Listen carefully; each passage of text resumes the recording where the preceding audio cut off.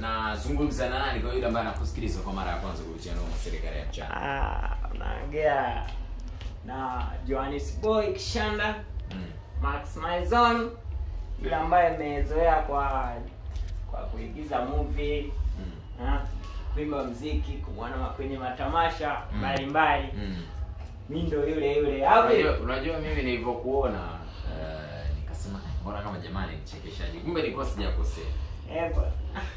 Ni sababu gani kwenye ngoma mimi naona kama hii ngoma mimi nikisikiliza yani nimeipa sikio ni mimi, lakini naona kama yani kwenye ngoma ulikuwa unaenda kutuchekesha kwa sababu unasema punguza kamdomo, na ile clip ya kamdomo ilitapakaa sana. Hii ngoma umeitengeneza baada ya, lakini kufuatana na hicho sababu hizo sitazitaja. Sitazitaja sababu ni umo ndani kwenye kamdomo tunazungumzia kamdomo. Kamdomo kuna mambo mengi, kuna watu wana kamdomo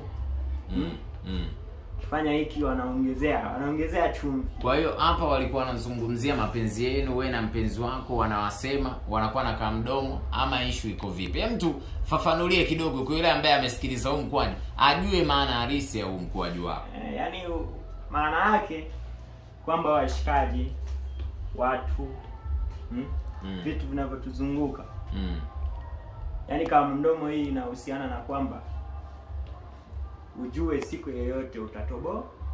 Utatoboa. Alafu kitu kingine kwenye kama mdomo watu waache kufanyaje? Tukana. Okay. Na kuongelea mtu. Kitu cha maana sana. Mimi sisi hapa tunazungumzia nyimbo yako. Umezungumzia mapenzi au vitu gani? Yaani ndio naelezea hapo. Vitu kama hivyo.